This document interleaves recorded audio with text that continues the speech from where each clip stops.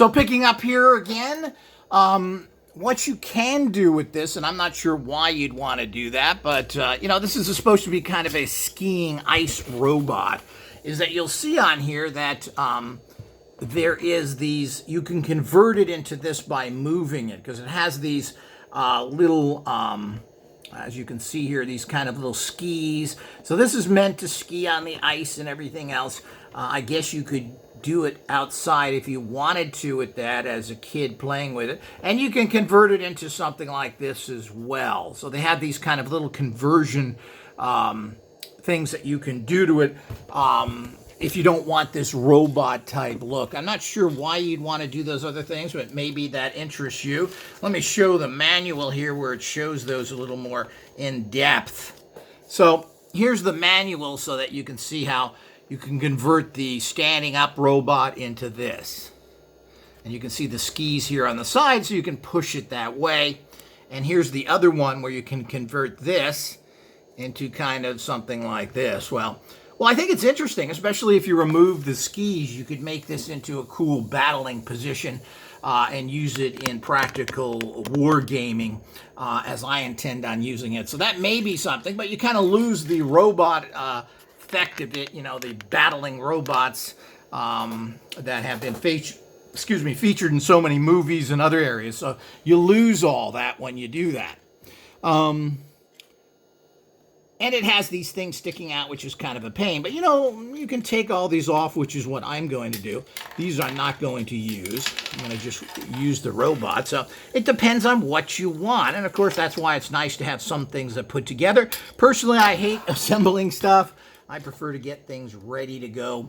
And, of course, you can adjust your rockets this way by moving your hands down. These things go up and down. So if you want to shoot, it doesn't go side to side, you have to change it, but it goes up and down to get some heights. And you do have 2 of them, and they give you 4 little types of missiles. And there's that setup again. And it has these grippers. Maybe you find some interest or use for those, and but it does have the grippers, and they move in and out. It's kind of interesting.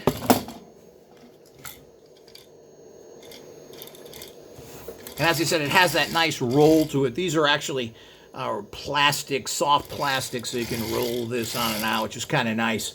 And, of course, you've got this on the side again. You've got another missile and hand grip. And I think it looks cool. I mean, it's a cool robot to use in your, however you want to do that in wargaming. I think it works well with a lot of the other types of stuff. Of course, we have the houses and stuff here. So if you want to use this, here's the Wizard's Tower. I think that this kind of works well with this because of the fact that the sizes seem to be fairly good. So this would be quite a large robot, which is what it's meant to be. So it's meant to be an Arctic robot. That's why you have these actual skis here that you can put on there. And that is certainly something that... And, of course, as I said, all of these, let's go over some of the actual bending articulations. So you have these articulations. So you can bend these forward and back. These rotate, they bend right up at this area right here. And, of course, the arms go up and down with it. Let's get this here. But you can see that, you know, it is a little difficult to get this thing balanced so you can stand it up straight. And that's all part of it, and it tends to be heavy in certain areas. So you got to balance all those things. These move up and down. And as I said, these go in and out. And, of course, your missiles can be adjusted this way. But you can see that the only way you can really fire these missiles, you got to get that arm down. Same thing over here. It's identical, and it goes up and down. Of course, you have the pilot cockpit here. And you can put many things in there. As I said, I don't have 3-inch figures, but here's some other figures. And these are the kind of figures I like, usually 25 millimeter figures I prefer. But These are basically, these figures are almost 3 inches, so I don't know how a G.I. Joe or other things would work in there, but certainly you can try that to get away from those goofy figures.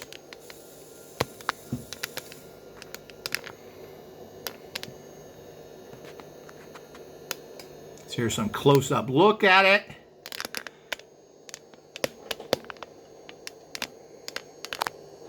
So I find, so it's a cool little robot, and of course, I personally like to strip things out and take what I want and combine the parts. So this was a cool robot, and that's why I got it. And I get a lot of stuff because they're on sale here. You can get them at half price in Amazon. You get a lot of fairly decent stuff for low cost.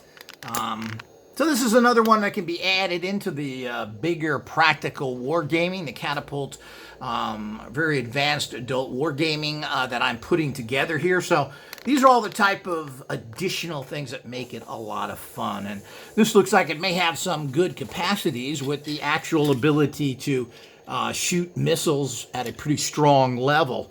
Let's see how that looks over here. And see how that, whoa.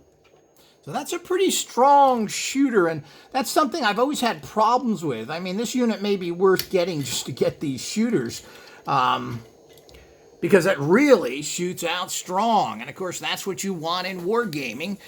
You want to be able to make it interesting and then have it, because a lot of these spring-loaded that you get out there are all very weak for safety reasons.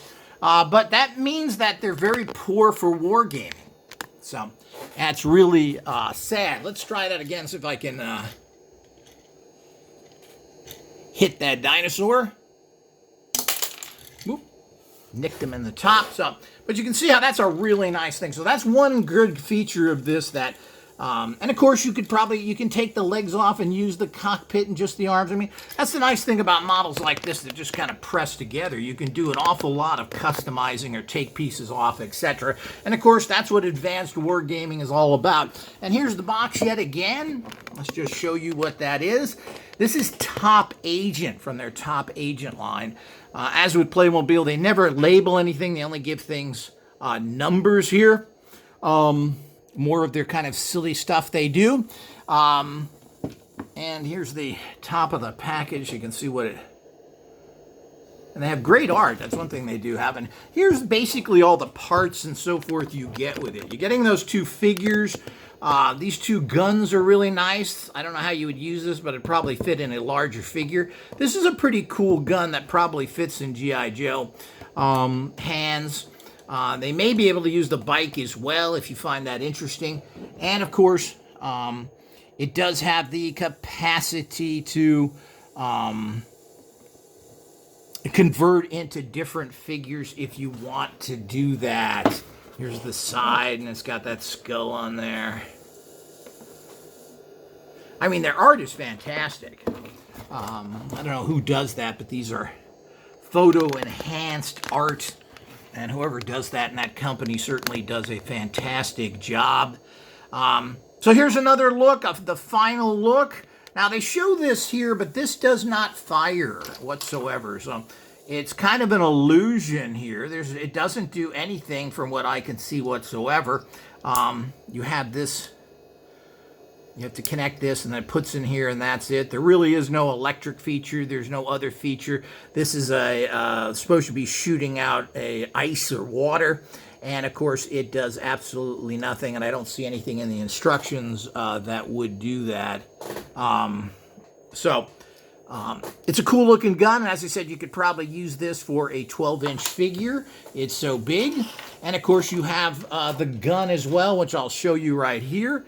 This is a pretty cool gun, and this would work with 3-inch G.I. Joes.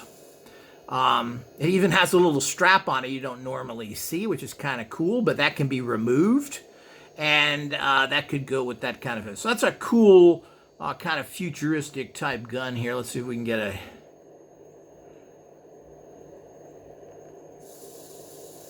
I'm having trouble getting that in focus here. So it's a pretty cool futuristic gun that can be used with other figures if you're interested with that. As I said, it comes with a also a little knife. This could be used with 3-inch G.I. Joes. What else? And as I said, if you want to use this little ice scooter, that would work as well. And of course, there's lots of little parts as we mentioned. So all in all, this is a cool thing. It does have what I'm always looking for, a pretty powerful little launcher. And these are hard to find. Most launchers are underpowered for safety reasons. So when you can find something like this, it is a good find. So check that out. And as you said, you can remove that and even use only certain elements of this in a wargaming situation. So hope you enjoyed that. Stay tuned for more coming.